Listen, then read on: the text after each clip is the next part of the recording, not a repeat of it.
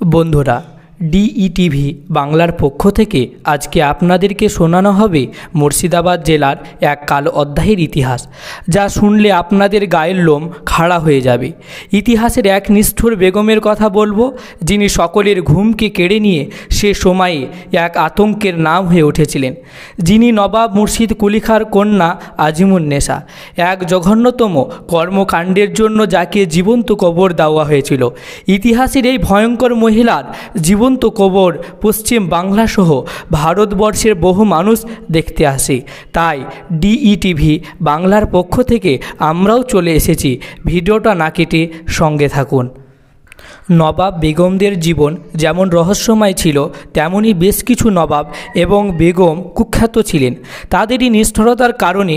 এক নিষ্ঠুর বেগম আজিমুন্নেসা, যে নারীর কঠোর হৃদয় দেখে স্তম্ভিত হয়ে গিয়েছিল স্বয়ং তার পিতা। বেগম আজিমুন্নেসা ছিলেন নবাব মুর্শিদ কুলি খাঁর পালিত কন্যা।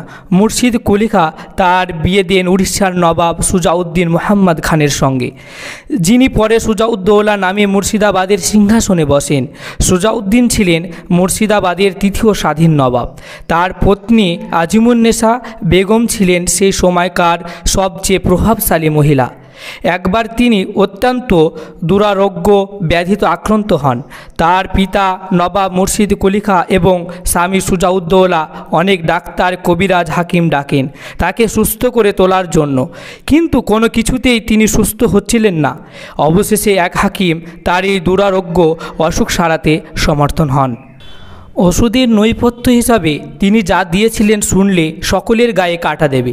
সেটি হলো, তিনি বেগমকে প্রত্যেক দিন একটি করে শিশুর কলিজা খাওয়ার পরামর্শ দেন। হাকিমের কথা অনুযায়ী বেগম প্রত্যেক দিন একটি করে শিশুর কলিজা খেতে থাকেন। কিছুদিন পর তিনি সম্পূর্ণ সুস্থ হয়ে যান, কিন্তু শিশুদের কলিজা খাওয়া তার নেশায় পরিণত হয়। আজিমুন্নেসা বেগম সে সময়কার অত্যন্ত প্রভাবশালী মহিলা ছিলেন। তাই তার অনুচরেরা তার কথা মতো প্রত্যেক দিন একটি করে শিশুর কলিজা তাকে এনে দিতেন।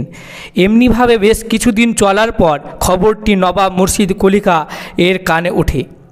তিনি ঘটনার সত্যতা যাচাইয়ের জন্য অনুসন্ধান শুরু করেন। শেষে যখন দেখা যায় ঘটনাটি সত্য, তখন তিনি এই ঘটনার শাস্তিস্বরূপ কন্যা আজিমুন্নেসাকে জীবন্ত সমাধি দেন।